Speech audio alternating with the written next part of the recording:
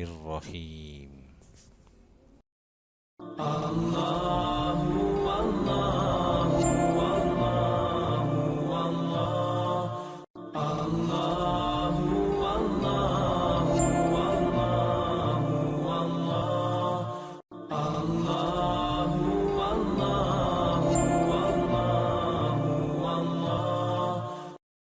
Rekan-rekan yang disayang oleh Allah Subhanahu wa taala, ketika kita menikah, maka hal paling besar yang kita harapkan dari Allah Subhanahu wa taala adalah berkah. Sebab itulah salah seorang sahabat Rasulullah sallallahu alaihi wasallam, Sayyidina Uqail bin Abi Talib radhiyallahu anhu, ketika dia didatangi oleh orang-orang pada saat dia menikah dan orang-orang mendoakan dia, doanya birrafa'i wal banin, semoga bahagia dan banyak anak. Maka beliau radhiyallahu anhu mengatakan, janganlah doakan demikian, sebab sesungguhnya Rasulullah sallallahu alaihi wasallam telah mengajari kita doa yang jauh lebih baik daripada itu. Doa itu adalah barakallahu lak wa baraka alaik wa jama'a bainakuma fi khair. Mengapa sahabat mulia ini tidak setuju dengan doa birrafa'i wal banin, semoga bahagia dan banyak anak? Padahal dua hal ini bukankah hal yang amat diharapkan oleh orang yang menikah? Para ulama menjelaskan sebab bahagia dan banyak anak belumlah menjadi bingkai dari keseluruhan kebaikan di dunia, apalagi di akhirat. Sementara kita berharap ketika aku dan kau menjadi kita itu, maka kita berharap kitanya sampai ke surga Allah Subhanahu wa taala. Arafa, kebahagiaan juga bukan sesuatu yang menjadi nilai puncak kebaikan. Sebab bahagia yang selama-lamanya hanya ada di akhirat. Adapun bahagia yang selalu tidaklah dijanjikan di dunia, sebab dunia ini tempat di mana kebahagiaan baru terasa sempurna jika dia bahkan diselingi oleh hal-hal yang menitikkan air mata kita, mencekamkan kesedihan atau kehilangan ke dalam dada kita. Sebab Allah Subhanahu wa taala telah mensumpahkan bahwa bala ujian di dalam kehidupan ini pasti datang. Kalau ada wazan layaf alanna depannya huruf wawu, maka wawu di situ tidak sebagai ataf, bukan sebagai penyambung, apalagi sebagai nida, pemanggil, bukan. Wawu di situ fungsinya sebagai wawu qasam, wawu sumpah. Maka ayat wala nabluwannakum bi syai'in minal khauf wal ju' wa naqsin minal amwal wal anfus was thamarat wa basyir sabirin. Di dalam ayat tersebut kata wa menunjukkan sumpah Allah. Sumpah, dia telah bersumpah demi pasti kami akan menimpakan bala ujian kepada kalian, dan itu akan terjadi berupa rasa takut, rasa lapar, kekurangan harta, berkurangnya jiwa orang terkasih, berkurangnya buah-buahan, yakni kata para mufassir sesuatu yang meleset dari rencana-rencana kita, sesuatu yang meleset dari perkiraan-perkiraan kita. Kalau kita menanam sekian, kita berharap memanen sekian, tapi ternyata tidak sekian. Itu naqsim minats thamarat wa basyir sabirin, kesemuanya ditujukan untuk memberi kabar gembira kepada orang-orang yang sabar. Maka bahagia itu bukan sebuah hal yang akan selalu ada di dalam kehidupan pernikahan. Maka saya pernah cerita di sini juga dulu sekali, bahwa saya kalau membacakan cerita untuk anak saya Hilma, terpaksa harus menambah bacaan cerita dari barat yang biasanya endingnya berbunyi pangeran dan putri menikah, mereka hidup bahagia selama-lamanya.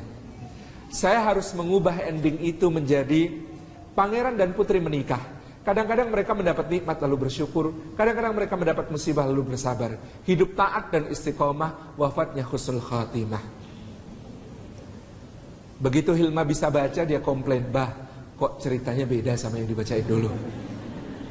Saya katakan kepadanya, "Nak, memang begitulah kehidupan.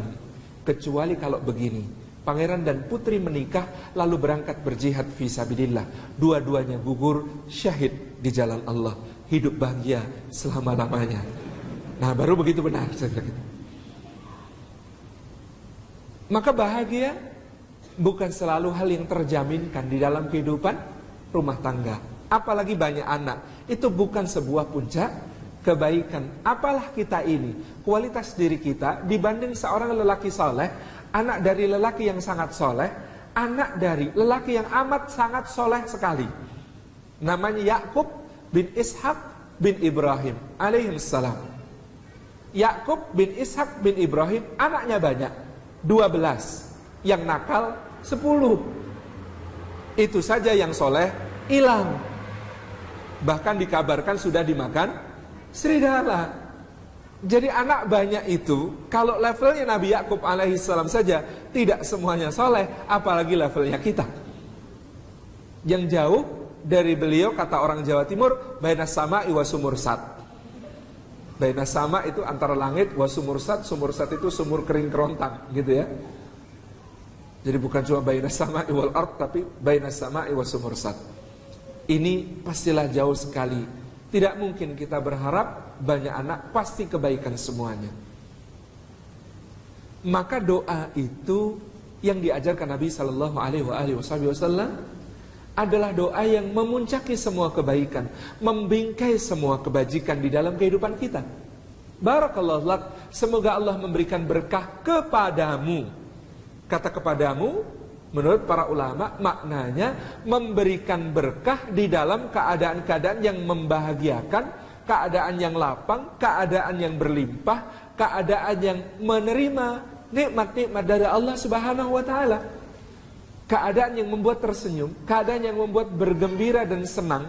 Semoga di dalam hal tersebut ada keberkahan bagi kalian, yaitu naiknya kebaikan. Sebab hal-hal yang berlimpah, hal-hal yang penuh dengan kebaikan, hal yang penuh dengan kelapangan, kalau tidak didoakan berkah, justru menjadi sumber masalah. Ada pasangan yang ketika hidup prihatin, sama-sama berjuang, ya, ingat waktu susah, nasi basi pun dimakan, begitu ya, dan lain sebagainya. Oh, dulu ketika susah, yang paling tampan adalah suaminya. Ketika karir makin menanjak, si istri jadi sosialita, supir lebih ganteng daripada suami. Demikian pula sang suami, dulu yang paling cantik istrinya, karena tidak ada pandangan lain. Tetapi ketika kemudian karir meningkat, melesat, sekretaris di kantor, jadi tampak begitu lebih cantik dibanding istrinya. Kalau tidak didoakan dengan keberkahan, hal semacam itu sangat berbahaya. Maka perlu didoakan keberkahan sejak awal, sehingga bertambahnya kebaikan, bertambahnya nikmat-nikmat Allah, menjadi pertambahan kebaikan juga di sisi Allah. Tambah ketaatannya, tambah kemuliaannya, tambah hubungan cintanya, makin mesra antara keduanya. Jadi kalimatnya itu, di antara keduanya, kalimat rebutan amal saleh. Kata sang istri, Mas, maaf ya, Masya Allah, harusnya kemarin kan saya diberi 20 juta untuk belanja nafkah sebulan kita. Maaf ya Mas, 15 sudah saya titipin Al-Azhar. Jadi bulan ini agak ngirit dikit ya Mas. Gak keberatan kan sesekali makan tempe, makan tahu gitu ya Mas ya. Maaf ya Mas ya. Kata sang suami, iya dek, tapi katanya kemarin kulkasnya rusak. Jadi mau beli kulkas apa enggak? Iya Mas, kulkasnya rusak. Mas masih ada uang enggak? Lah kemarin kan dapat dari hasil usaha kita sebulan 30 juta. Yang 20 udah aku kasihkan. Nah yang 10 kan aku simpen. Tapi yang 8 udah tak sumbangin buat panti asuhan sebelah. Gimana ya dek ya, tinggal 2 juta Enggak apa-apa Mas kalau gitu. Nanti kita atur lagi ya. Yang penting kau selalu cintaku. Kan begitu. Jadi perebutannya perebutan amal saleh, keindahan, kenikmatan yang terjadi seperti itu. Karena didoakan keberkahan. Demikian pula doa berikutnya, wa baraka alaik, dan semoga Allah memberikan berkah atasmu. Alaik, huruf ala dalam bahasa Arab, atas dalam bahasa Indonesia berarti semoga Allah memberikan berkah dalam hal-hal yang menimpa kalian. Berupa musibah, berupa kesempitan, berupa kehilangan, berupa kesedihan, berupa kerugian, segala hal yang adalah musibah, semoga di dalamnya tetap menjadikan sebuah kebaikan, keberkahan. Karena kalau tidak, didoakan sedemikian, dia bisa menjadi sumber masalah. Na'udzubillah min dzalik. Allah itu membolak-balik kehidupan begitu mudah. 2 tahun yang lalu saat saya ke Australia, teman-teman Indonesia yang ada di Perth misalnya bekerja di bidang mining, di pertambangan. Dan waktu itu booming batu bara Australia, luar biasa. Mereka semua engineer di pertambangan batu bara adalah orang-orang yang kesejahteraannya jauh di atas rata-rata. 2 tahun yang lalu, shale gas ditemukan, perang minyak terjadi. Tidak begitu lama, ketika perang minyak terjadi, Saudi dan negara-negara Timur Tengah yang merasa hasil minyaknya terancam oleh produksi yang jauh lebih murah dengan minyak-minyak sisa di berbagai tambang-tambang yang kemudian dulu dianggap sudah tidak produktif, tapi ternyata dengan teknologi baru bisa menghasilkan banyak lagi, kemudian menurunkan harganya. Kata Menteri Perminyakan Saudi, kita akan jual 40 US dollar per barrel. Artinya kalau mereka punya ongkos produksi 45 US dollar per barrel, mereka nggak akan bertahan lama. Perang minyak terjadi, ketika harganya jok begitu, yang jadi korban pertama ternyata batu bara. Kenapa? Perusahaan yang dulu harus mengambil alternatif batu bara karena minyak mahal, sekarang kembali ke minyak. Kolaps. Maka para engineer ini kemudian tiba-tiba saja hidupnya berubah. Pemutusan hubungan kerja terjadi dan lain sebagainya. Jadi tidak pernah ada kejayaan yang abadi di dunia. Allah Subhanahu wa taala mempergilirkan hari-hari. Bertahun-tahun lalu saat saya masih SMA, profesi dokter itu kayaknya menjadi sebuah hal yang sangat menjanjikan. Kalau mau kaya pelan-pelan jadi dokter, kalau mau kaya cepat jadi engineer. Seolah seperti itu. Tetapi siapa yang bisa menjamin hari-hari ini menjelang masyarakat ekonomi ASEAN, apalagi teman-teman Singapura sudah siap untuk dokter-dokternya menyerbu masuk. Teman-teman Malaysia pun demikian juga. Belum sebentar lagi, seperti tema majalah Tempo pekan ini, selamat datang buruh-buruh Cina. Ahlan wa sahlan bikum di Indonesia Raya, gitu kan. Persaingan yang luar biasa. Seperti apa ke depan? Tidak ada jaminan. Maka akhwat, hati-hati. Jangan pilih suami karena pekerjaannya. Jangan pilih suami karena karirnya. Jangan pilih suami karena gajinya. Pilihlah karena potensi rezekinya. Gitu. Karena ada orang gajinya kecil, sebenarnya rezekinya besar. Dan ada orang gajinya besar, sepertinya pada rezekinya kecil. Dari mana itu? Memangnya rezeki itu apa? Ada orang gaji sudah 100 juta per bulan, mau punya suami begitu? Tapi itu semua belum tentu rezekinya. Kenapa? Mau makan manis, kata dokter, jangan pak, diabetesnya. Mau makan gurih, kata dokter, jangan pak, kolesterolnya. Mau makan asin saja, kata dokter, jangan pak, hipertensinya. Sebagian dari rezeki Allah itu sudah diambil. Yang begitu-begitu biasanya usia sudah senior, kalau ngomong sama saya ini loh Mas Salim, dulu pengen makan enak itu nggak mampu beli. Sekarang mampu beli, nggak boleh sama dokter gitu.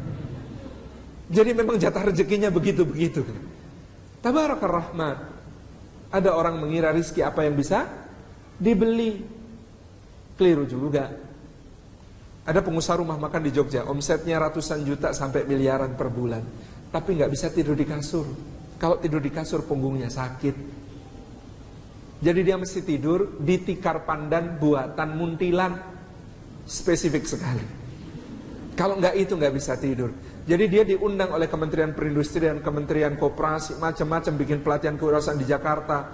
Acaranya di ballroom Hotel Bintang 5. Dia diinapkan di Presidential Suite. Ketika masuk kamar, buka tas, ngeluarin tiker, gelar tiker di lantai kamar.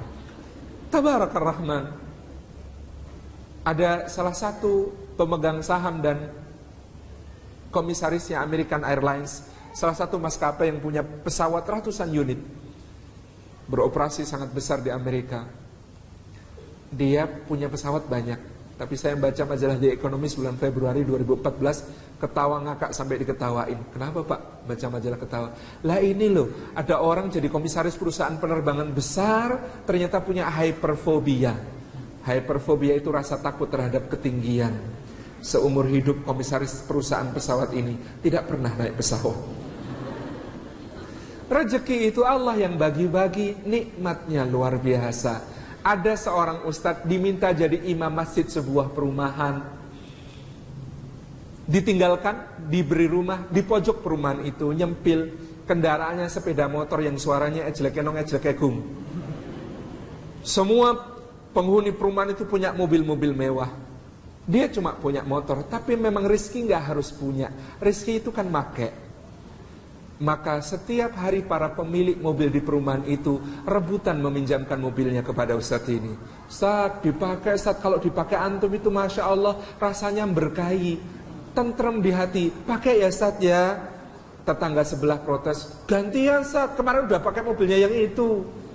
Punya saya juga dong dipakai biar saya kebagian pahala. Tetangga sebelahnya lagi protes, dijadwal Ustadz, biar semuanya kebagian pahalanya. Para pemilik mobil itu pergi ke kantor naik sepeda sesuai anjuran dokter. Allah itu bagi rizki. Tabarakar Rahman, maha kaya dia dan maha kuasa. Maka yang namanya makanan paling lezat, paling enak, bisa dibeli. Karena dia paling mahal. Anda kalau mau makan racikannya Chef Dudonyong, Chef Michelin bintang 5 yang ada di Paris, restorannya, booking 2 bulan sebelumnya bayar 200 juta. Tetapi nikmatnya makan Allah yang bagi-bagi. Kadang-kadang yang makan di Michelin bintang 5 itu kalah nikmat dengan seorang bapak di Gunung Kidul, mencangkul jam 8 sampai jam 11. Jam 11 istrinya datang bawa tenggok di gendongan, isinya teh panas, sepet, legi, kuentel. Ditambah nasi ketan ditaburi parutan kelapa yang sangat nikmat siang itu, disajikan oleh istrinya sambil disuapkan dengan tersenyum dan giginya sudah ompong. Yang namanya kasur paling empuk, hotel paling mahal, kamalnya bisa dibayar. Yang namanya Burj Al Arab di Dubai itu memproklamasikan diri sebagai satu-satunya di dunia hotel bintang 7. Kalau di Indonesia banyak, puyer obat sakit kepala. Di sana satu-satunya bintang 7. Kamar termahalnya 350 juta semalam. Tidur di situ artis Hollywood rebutan, bisa dibayar. Tapi nikmatnya tidur Allah yang bagi, bukan kita yang beli.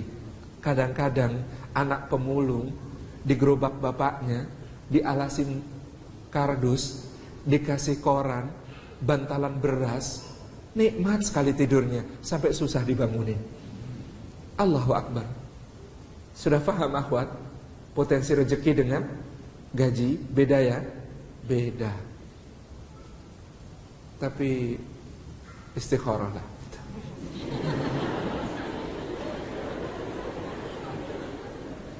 Jadi keadaan yang tiba-tiba jatuh tadi, kalau tidak didoakan dengan keberkahan, berbahaya. Mas, aku dulu kawin bukan sama. Saya takjub sekali. Ada teman di Australia itu, seorang engineer di Halliburton, kena PHK dari seorang engineer yang sudah bagus sekali karirnya. Sekarang, karena dia seorang yang dipuji sama teman-temannya, laki-laki dia, pria sejati, gak mau nganggur. Meskipun tabungannya banyak, dia bekerja. Kerja jadi apa? Pencatat meteran listrik keliling. Itu kalau istrinya komplain, Mas, aku kawin sama engineer Mas, bukan sama tukang nyatet meteran listrik. Tetapi apa yang dikatakan istrinya, Masya Allah, ini karena doa keberkahan. Yang dikatakan istrinya, Masya Allah, saat dulu suami itu karena alasan capek bekerja, kadang-kadang dibangunin qiyamul lail susah. Sekarang dia bangun duluan daripada saya. Masya Allah, kata suaminya, dulu saya nggak bisa ngantar anak sekolah, nggak mungkin sempet. Sekarang bisa mendampingi mereka, melepas mereka, dicium tangannya oleh mereka di gerbang sekolah. Nikmat sekali. Ini karena apa? Doa berkah. Wa jama'a bainakum fi khair. Yang kita harapkan adalah kita dihimpun oleh Allah di dalam kebaikan. Al-khair fid dunya yakni at-ta'at. Kebaikan di dunia itu adalah ketaatan. Kita dihimpunkan di dalam ketaatan di dunia, Aku dan kau dihimpunkan menjadi kita dalam ketaatan di dunia, dan kebaikan di akhirat itu adalah surga dan ridhonya Allah Subhanahu wa ta'ala. Jadi ketika aku dan kau menjadi kita, hal pertama yang harus menjadi carian, buruan di dalam rumah tangga kita adalah keberkahan. Jadi jangan salah, menikah bukan untuk bahagia. Menikah itu untuk keberkahan kita, dunia dan akhirat. Biar bahagia itu sekedar jadi makmum. Makmum mah ngikut kemana saja. Bagaimanapun gerakannya, tetap bahagia. Berdiri bahagia, rukuk juga bahagia, i'tidal bahagia, sujud jengking juga bahagia. Itu karena bahagia menjadi makmum.